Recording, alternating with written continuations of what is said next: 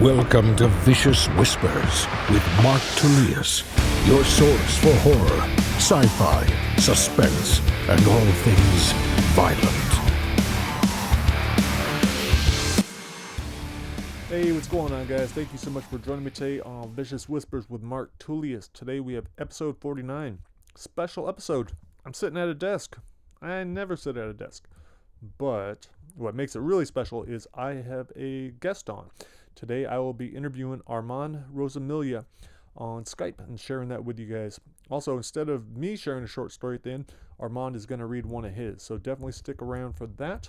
Before we get to that interview, real quick update on the Try Not to Die contest. It's for Try Not to Die on Brightside, 22 Days of Death. Today we are on day 9, I believe, and just want to give a shout out to those that are playing and winning. First place, so not everyone is voted today. Go to marktullius.com to enter the competition, the contest. Every day that you vote, every day that you pick one of the choices, you get 1 point. If you pick the correct choice and didn't get the character killed, you get an extra point. There's also some other ways to collect points. 10 altogether, it's like $1,000 worth of prizes. The first 10 spots are going to get something pretty cool. So check all that out online. But right now, I believe Eva Davis is in the lead, 14 points or 15, and then Dusty Dirt is right behind her. Yeah, Dusty has 14. Eva has 15. Not everyone's voted today, so that could change a little bit, but get on it. All right, and so not only is it the first 10 people, but then there's a daily drawing for a signed copy of the book, and everyone gets an ebook, and there's also a random $50 Amazon gift card winner. All right, guys, enough about all that fun stuff. Let's get to this interview with Armand Rosamilia. All right, hope you enjoy, guys. Thanks. So first off, it's awesome to be on the show. I've been following your books and your podcast for a while, so it's pretty cool that we were able to hook up and do this. Right on. No, I appreciate you sharing the books and stuff. That's something I've been terrible at. Like, dude, social media, I've got to get over this huge block I've had as far as interacting with other people and actually using it. I've had breaks where even when I released the book one time, I took like 2 months off of social media. It's like self-sabotaging myself. Yeah.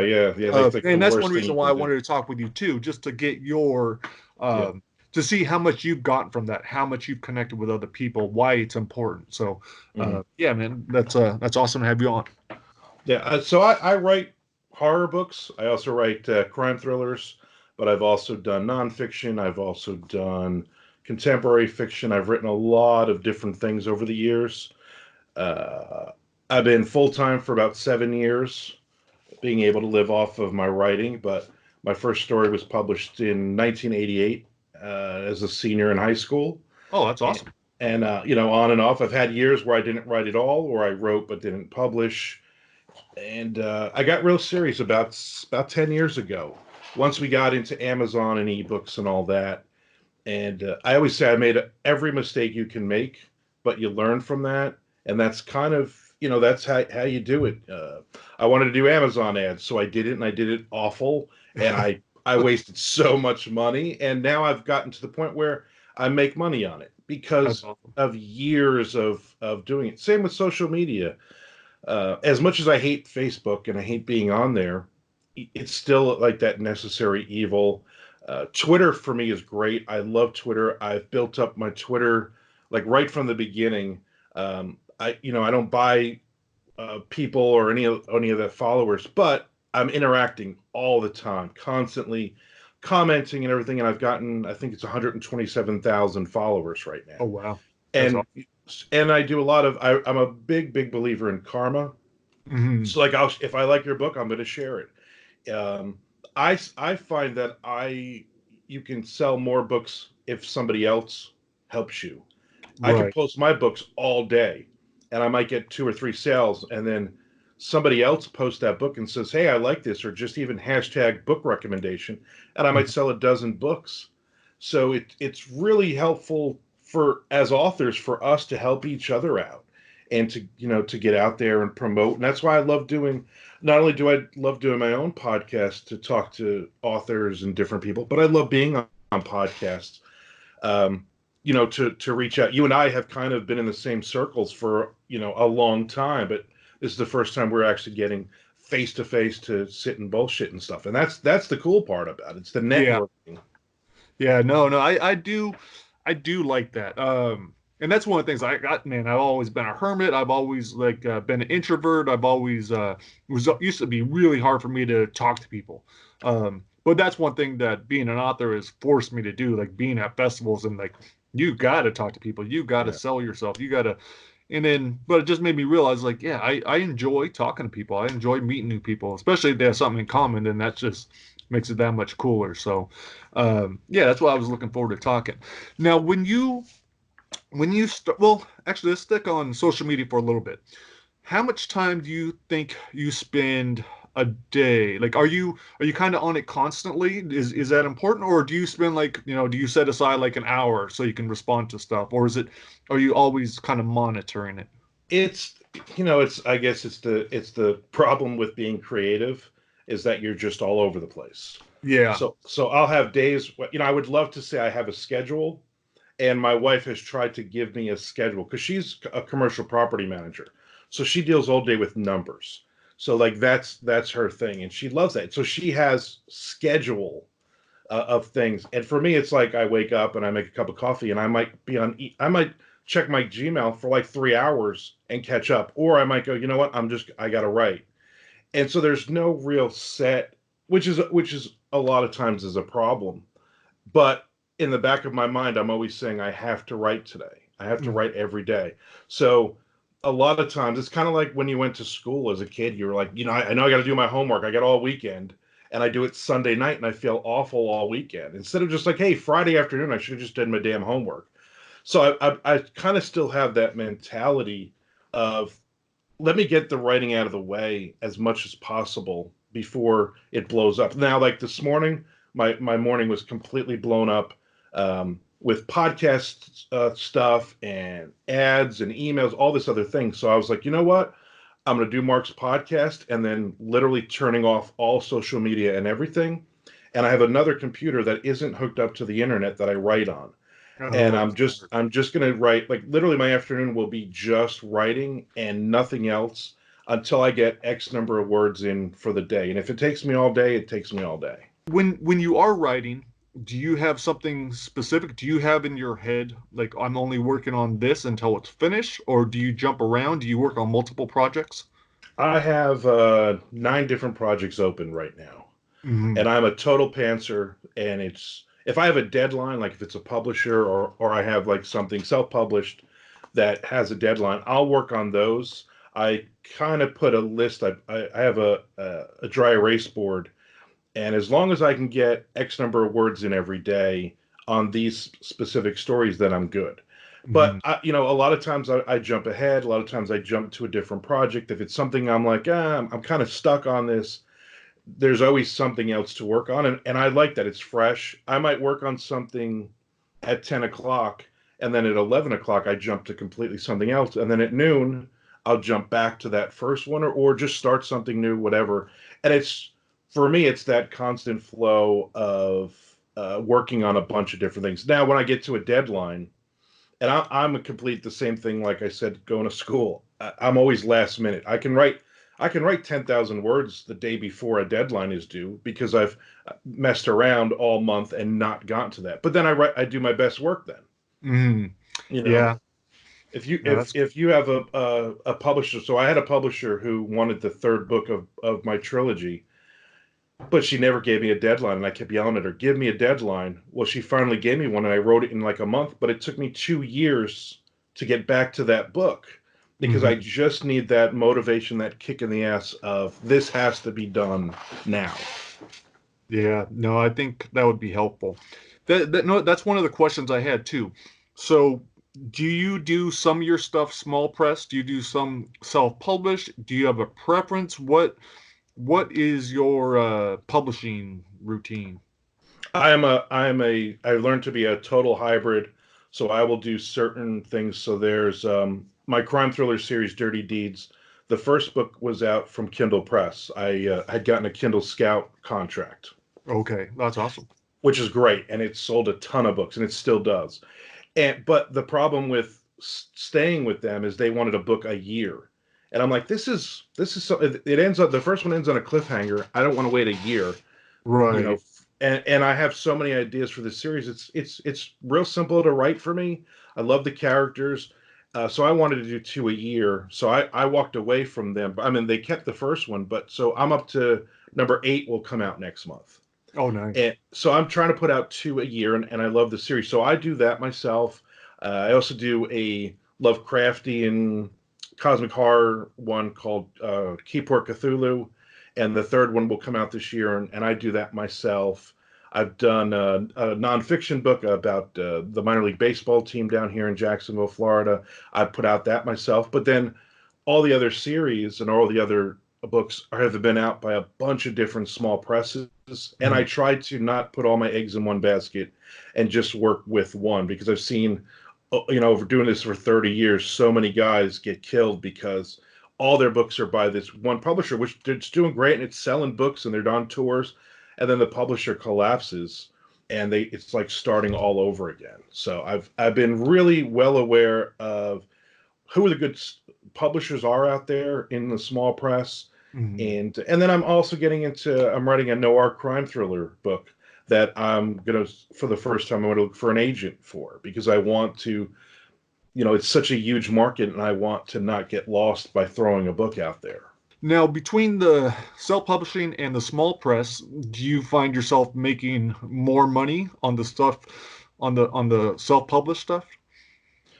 I mean, I guess initially I do, but I Mhm. think long term it helps to do both, Okay. because when I work, especially when I work with a brand new publisher, I always find my backlist starts to pick up. It starts to sell because people are finding me. I mean, it's I always say, if somebody reads the damn book, they're going to love it and then want to read more. But I have to find that that fan first, Yep. and you can only do so much of your own social media and all that. It's a lot of word of mouth, and it's organic, that somebody really likes your stuff and talks about it, and then hopefully somebody that they know will pick it up, and it just kind of goes from there. But when you start working with a brand new publisher, their fans also jump in, which is really cool. So I wrote a kaiju book, novella. I always wanted to write like the giant monster book, and I had this idea of this giant rock monster stepping on San Francisco. And Severed Press had an open call for novellas, and I wrote one and I put it out with them, and they loved it, and it sold really well, and they actually signed me to a 5-book deal after that. Oh, And then all of a sudden, all my backlist horror stuff started selling like crazy. Like I was doubling the sales. And it's definitely because of that, just because of that one book. Where if I look and I go, well, that book, I mean, it's not making me tons and tons of money, but it's making me a lot of money because it's also selling the other 100 books that I have out, all the anthologies I'm in, and all that stuff. So you know, I look at it that way. You really have to look at everything long term. You have to look at everything. The book might not sell now, but maybe it's because it needs a tweak. Maybe it's in the wrong category. Maybe the cover is shit. Maybe the description is wrong. And you really just don't know where to go. And you just, the I'm sure you have too. Like you have the one book that you're like, this is the best thing I've ever written, and it doesn't sell. yeah. And then you've written something else that you're like, this is good, but it's not really. I'm proud of it, but not the best thing I've ever written. And that's the book that sells like crazy. You just don't know. Mm-hmm. Yeah, very true. Um, all right, so now let's backtrack a little bit. You said you started writing, you published one in high school. Now, was that all dark writing, horror or crime? And did you get any backlash from like teachers and stuff like that? Were you okay sharing your work? Because I remember writing a short story in high school English class, and it was where I killed my English teacher and all the students. I ended up getting an A on it, but I think it was because he was scared. Like if I wrote that now, Right? Yeah. they'd be calling me to the principals, probably call the cops in, stuff like that. So was your writing pretty dark from the start? And was it ever a concern to you or maybe even your family? No, it was always dark, but I grew up. My mother is still is. She's a horror reader. Okay. So I grew up on Dean Koontz at 12 years old, reading all my mother's Dean Koontz books and everything else. And she's a huge Stephen King fan. I mean, still to this day. So I always grew up on reading a lot. I was the Dungeons and Dragons nerd who had a paperback book in my back pocket, at class. So when I wrote that story, it was called Beastie, and I sent it to a zine, Hmm. and it was like this little Xerox side stapled thing. And I didn't get any. I think I got. I think she paid me $5 for the story, and my mother spent like $100 buying copies. Yep. And I still actually have the acceptance letter from that, which is pretty neat. But and it just kind of started from there. But there was never what's cool is there's never backlash. My friends all I always would tell them weird, stupid stories. The I guess kind of the joke that I always say is I grew up in New Jersey. My dad's Italian, so I got the love of reading from my mother, and I got the love of being a bullshitter from my dad. I always say, and he always laughs. I always say my dad never let the truth get in the way of a good story. So. First time my wife met him, we were dating, and he's telling all these stories on and on and on, and she's fascinated. And when we left my parents, I said, "You realize 90% of that was a lie. He's just making up stories." Oh, I'm wow. like, and she's like, she laughed. She's like, "That's where you get it." I said, "Yeah, that's pretty much where I get it." He'll take the simplest story and he makes up this whole thing, and I guess in his mind he believes it. So I got it from them, and my parents have always been super supportive. My mother was always super supportive, and anytime I've put something out, she'll want a copy. Now, a lot of it she won't read, like my Extreme Zombie series. She's like, no thanks. But she loves a lot of the other stuff. She loves a lot of the horror stuff, and if she doesn't like it, she tells me, which is great. That's cool. She's like, well, this wasn't your best work, or these characters were flat, or whatever, because she's read thousands and thousands of paperback horror books over the years. Have you ever been wrong about whether or not a book was good that you're putting out? Like, did you ever kind of not really like a book, not feel that confident, but then have good reviews on it? Yeah, I think when I did a contemporary fiction series called Flagler Beach Fiction Series. And so when my son was a senior, we had moved, but he still wanted to stay at the school he was at, the high school. And it was about a half an hour up the road. So what I would do is I would drop him off at school, and I would go sit in this little place, this cafe, Kokomo's Cafe. I would sit in the corner and I would drink coffee and I would have lunch. So from like 8 to 2 every day, I would bring my laptop and I would write. And the people there were really, really cool. And I would eavesdrop on conversations. And I had this idea. Of course, it was like, oh, I'm going to write this horror story set here. And I'm like, well, no, why don't I just write character stories and do something different? And I really second guessed it. I mean, it took me a long time not only to write those stories and not have a horror slant or any of those types of things, but just people having conversations and maybe doing awful things to each other or whatever. And I really second guessed that. And when I put it out, I ended up doing 7 books, and it happens over 7 days in different real places in Flagler Beach in the city. And I sold them like crazy. But that was print the print version of that. I sold like crazy in all the little shops and all that. And there was a point where when I finished the first one, and I was like, I don't even know if I like this. And I gave it to my wife, and she's like, you have to write more of this. This is really good. And so if I listened to my inner voice, that series would have never come out. Um, Now, I did want to talk also about music. How important has music been in your life? What have you listened to, and do you think it has shaped your or influenced your fiction, maybe? Oh, it's always been a huge part of my life. I mean, since I was a teenager growing up in the 80s. Um, I was lucky enough to grow up in New Jersey, so it was a train ride up to Brooklyn, to Lemoore, and all these great clubs to see like young bands, to see Anthrax. I mean, I always tell the story. I was 14, 1984, and my cousin Angela said, "Hey, we're going to go to the Fountain Casino, which is a few towns over from where I grew up.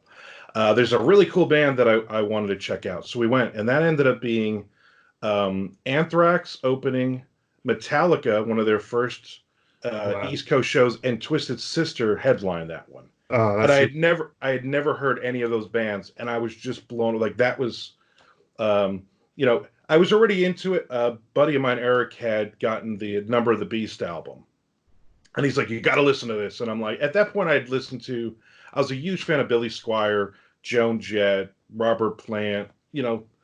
Not like not really heavy stuff. And when he put on Number of the Beast, I was just blown away, and I was like a metal fan.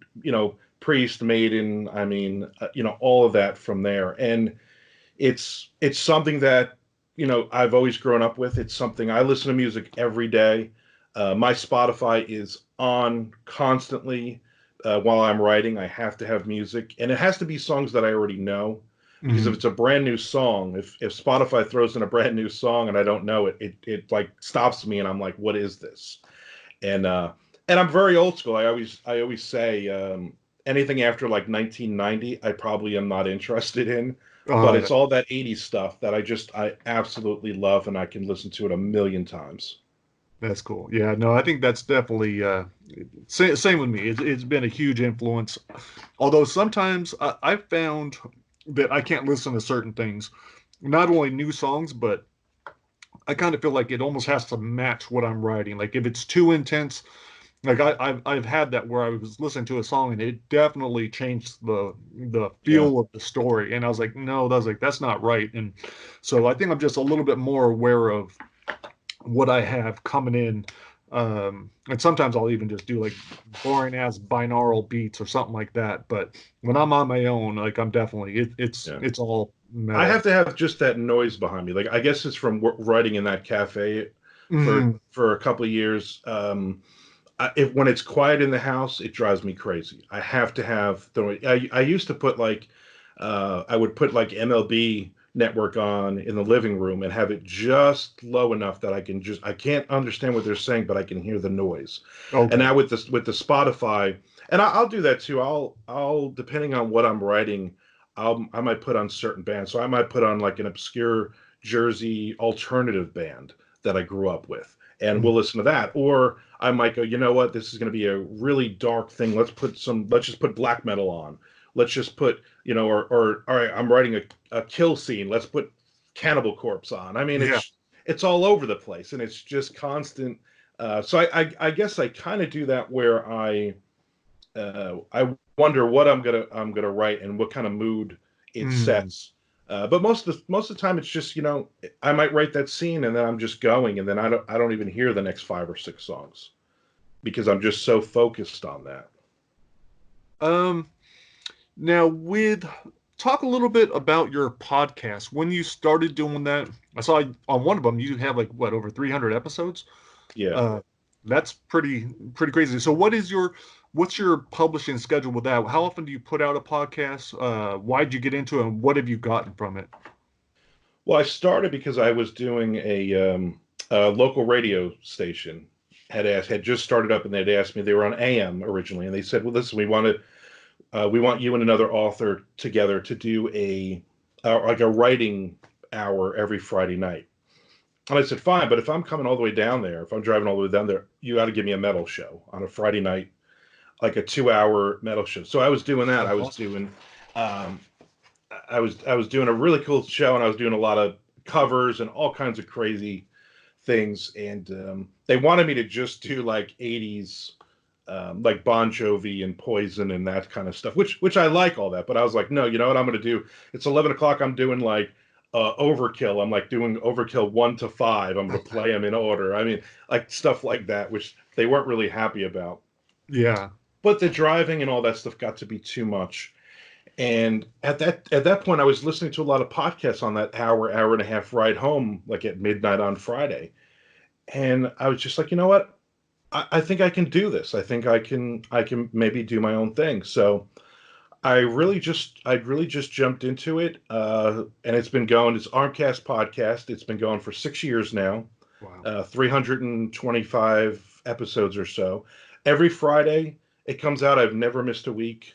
And for the last 3 or 4 months, I've actually done two extra episodes every month because I had such a backlog Oh of wow. authors that want to come in, and authors that have been on the podcast before, or authors that are brand new to me. And it used to just be horror authors.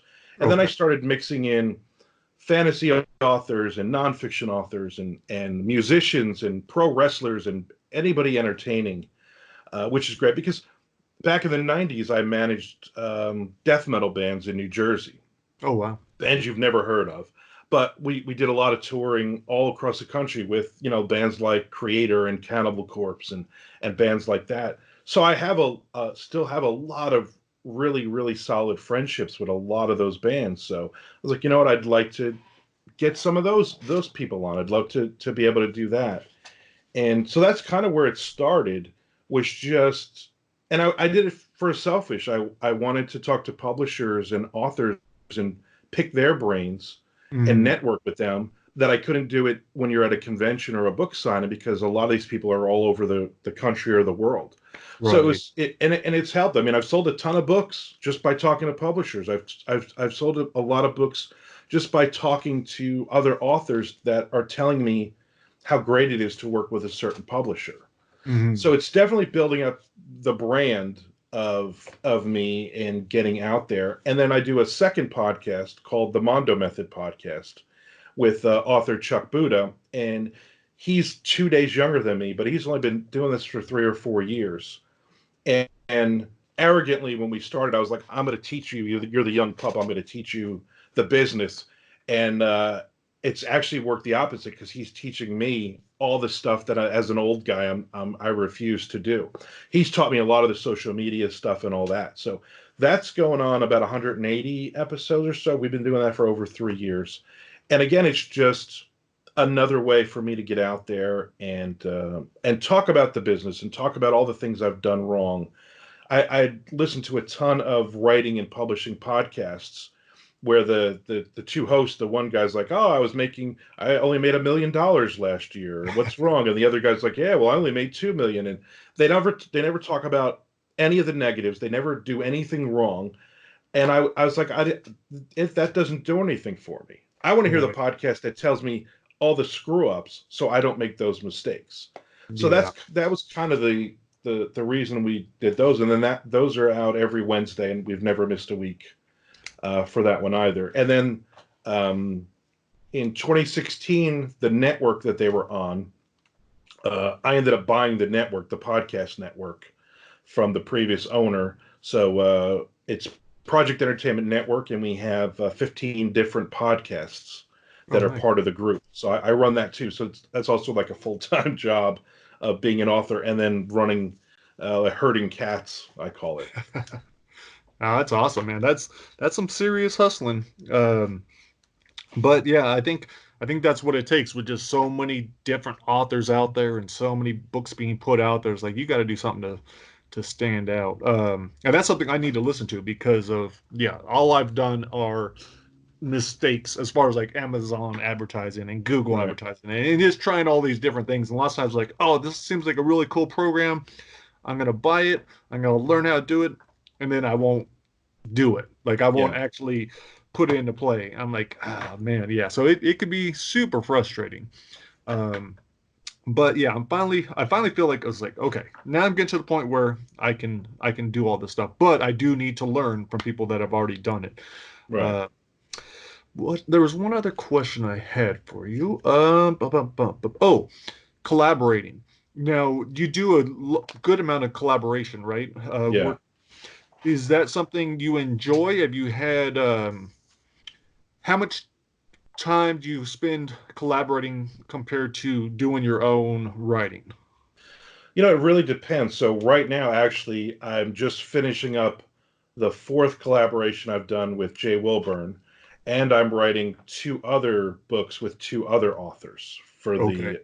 the. So it really just depends. Like I had started doing them years ago, um, when I had my Dying Days, when I had my zombie series, and another author was doing another series, and we just had this idea. We sat around, we were drinking a beer, and we're like, let's write something together. Let's just do a one-off. You take your characters and put them in my world, kind of thing. Yeah. And it worked, and it was a lot of fun. And I've been very lucky because the stuff that I've written. So I've written with Mark Tufo, who does the Zombie Fallout series. We did one called The United States of Apocalypse, which takes his characters from Zombie Fallout and my characters from Dying Days and puts them together in a non-zombie apocalyptic story. And it's just fun. For me, it's, you know, seeing what that next chapter is, what the other person has written, where you, in your mind, you think it's going, and then they throw you for a curveball, and you're like, okay, what do I do now? Yeah. And it's fun, and it really, especially when I work with Jay Wilburn, it really ups my game. And sometimes I'm reading his chapters, and I feel like I feel like a fraud. I'm like, why am I? I'm just gonna go get a job. I mean, this is really good, and I can't compete with this, you know. And that's the fun, because it really makes you think, okay, what can I do? What can I do to impress him? You know, it's not even about the reader at that point. It's what can I do to impress the other guy so that he has to one up the next chapter. And we started that from the beginning, where he would send me a message. He'd be like, I can't believe you did that. I didn't even see that coming. Like, that's great. And we just wrapped up a fourth book. It's a time travel book. And once I hit that last chapter, he was like, that was better than anything I could have thought. And that was kind of cool, you know. And then he's like, now let's go back and rewrite it more or less to get everything together, so it makes sense. But I enjoy him. I love co-writing. It's because it's something different. It's and it's that deadline.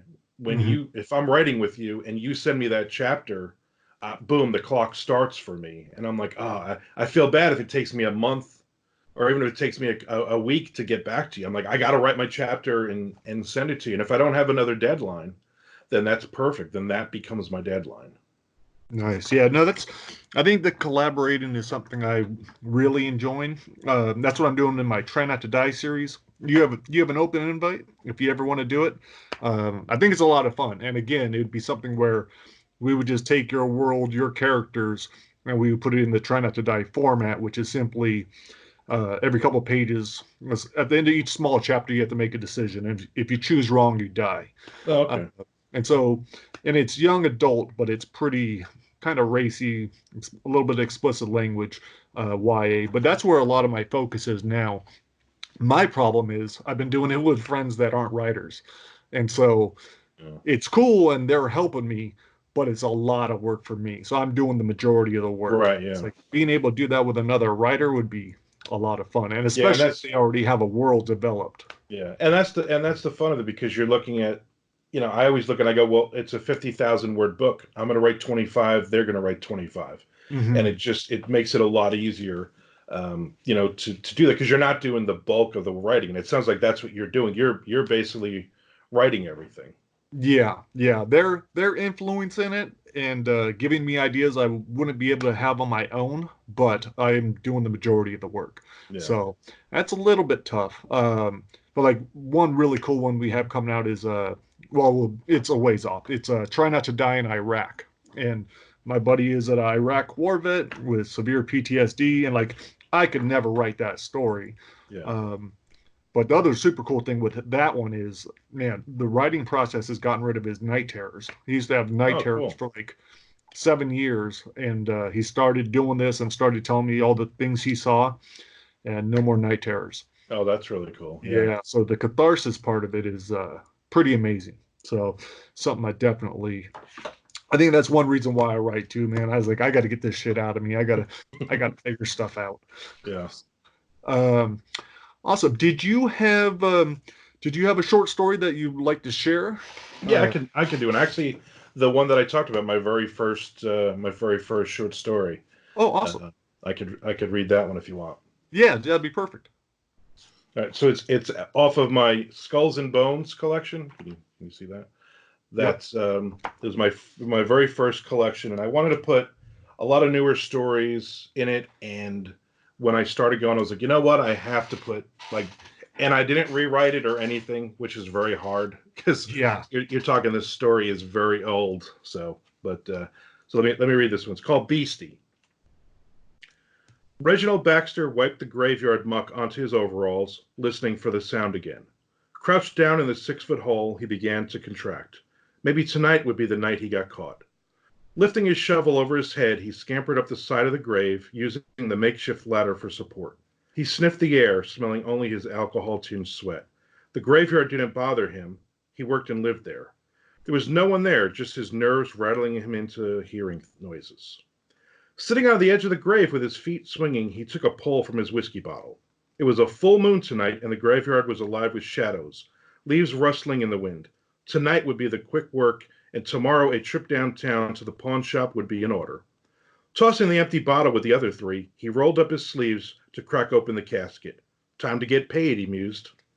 A fluttering of tiny wings startled him. A black bat landed on the side of the abyss, red eyes shining. Reggie, as Mr. Withers, who ran the funeral parlor, called him, had never been this close to a real bat before. He watched it watch him. The trees here in Fairmont were filled with bats, he knew. The last 3 times he had come out to dig up a grave, they had been in the area, but he had not had an encounter with one until now. He wasn't impressed. Grabbing his last bottle, he chugged it down in one burning swallow, coughing as he finished. Smiling, he tossed it at the bat, who took wing as the bottle flew past. A cold drop of rain tapped him on his balding head, startling him. Damn. As he glanced up, it began to drizzle. He would have to work quickly now, before the dirt turned to mud and made this difficult. Climbing back into the hole, he slipped on the last rung of the ladder and dropped to one knee on the casket, his leg throbbing in pain. Cursing at his luck, Reggie steadied himself with his shovel. The rain came harder and faster now. Reggie jackknifed the shovel onto the casket, bouncing as he struck again and again. The hard wood began to splinter. He didn't have time to dig the casket out and try to turn it open. He would have to bust into it and get what he was after. An empty whiskey bottle dropped into the hole, smashing against the coffin. Looking up, Reggie could see the bat again, staring at him. Go away, you little beastie. Leave me alone. He didn't realize he was that drunk as he tried to stand on his injured leg and balance himself on the casket. Another whiskey bottle hit him squarely in the head from behind him, dropping him to the hardwood. Blood trickled down his forehead, slick with the rain. 3 bats now appeared around the edge of the grave. The 3rd whiskey bottle came flying from over the edge, driving into his nose, which exploded. Reggie was on his backside on the coffin now, blood mixing with the heavy rain. How many bottles did he bring tonight? He thought stupidly, his face a mess. The 4th bottle took him squarely in the forehead, and he found himself prone on top of the coffin, staring up at the mud sliding slowly into the hole as a score of bats sat solemnly and watched him. Go away, beasties, he screamed, but his words were slurred and rain poured into his mouth, choking him. Forcing himself into a sitting position, he tried to clear his head. Reggie needed to get to the ladder and get out before the sides collapsed in the rain, burying him. He knew he had plenty of time, so he tried to focus and see if he could make it to the ladder. Where was the ladder? It was gone. He glanced up to see the bottom rung sticking just out of reach on top of the hole. Impossible. It was down here in the grave a moment ago. Am I that drunk? Reggie wondered. The rain pelted his face and the sides of the grave oozed slowly into the hole. He jumped up, catching the edge. Despite the mud and rain, he found a hold and began pulling himself up and over. Ow, he screamed in pain, falling back into the grave and feeling his throbbing fingers bitten and clawed. He glanced up to see dozens of bats lining the hole. You little beasties will pay for this, he shouted over the rain, scrambling to get back up the side. The hole wouldn't collapse around him, he knew from experience. Mud dropped into his face. Reggie looked up to see a bat kicking mud into the hole. What's your game, you little monsters? He wondered aloud as more mud was kicked into the hole. With his face and hand throbbing, he tried to claw his way up and over, but more bats joined in, and the lip of the grave was filled with bats, all kicking and sliding mud into the grave. Reggie picked up a whiskey bottle, tossing it at the bats, which moved out of the way of the projectile. His feet were now covered in the mud, and the sides were rolling down at a fast pace as bats kept up their work. He grabbed another bottle, nearly buried in mud, and threw that one. A bottle came crashing down in his face again, driving him onto the coffin. His head swimming, he couldn't rise as rain sent sharp razors into his open wounds. Reggie blacked out from the pain as the bats continued to bury him, one small kick of mud at a time. Nice. It's awful reading that because it was so long ago, and like I don't even think I've really been in a graveyard or seen a bat or anything at that point when I wrote that. So it's always funny when I reread that one. No, I have a very hard time reading anything I've written because there's so many words that I would change. Yeah. There's so many things I would have done differently, and I've had that where in Twisted Reunion, I think half the stories were already published, but I completely rewrote them. And in this latest collection, again, they're old stories, and I had to rewrite them because I was like, ah. But no, that was cool. Thank you for sharing that. That was fun. It was very hard when I put that in the collection to not rewrite because I just would have rewritten the whole thing, and then kind of what's the point of it, you know? Yeah. Yeah. No, awesome, man. Well, thank you so much for doing this. I don't want to keep you from your writing anymore. You get on that. I got to go do some editing. It sucks. Where where's the best place for people to find you and your writing and your podcast? So obviously I'm on Amazon. If you look me up there, I also have ArmandRosamilia.com. I'm on Facebook. I have author Armand Rosamilia. I'm not really on there all that much anymore, but I'm very big on Twitter. So if you go to Armand Author on Twitter, you'll find me. And the podcasts are all on projectentertainmentnetwork.com. That's where you can find the podcast and everything else I do in that world. Okay, awesome. Well, thanks again for doing this. I really appreciate it. And I will send you an email about the Try Not to Die. Yeah, no, definitely. I definitely sounds interesting. Yeah, maybe down the road that's something. It'd be cool to work with you. Yeah. So thanks again for doing this, and I will talk to you soon. All right. Thanks for having me on, man. Appreciate it. All right. Thanks, brother. See ya.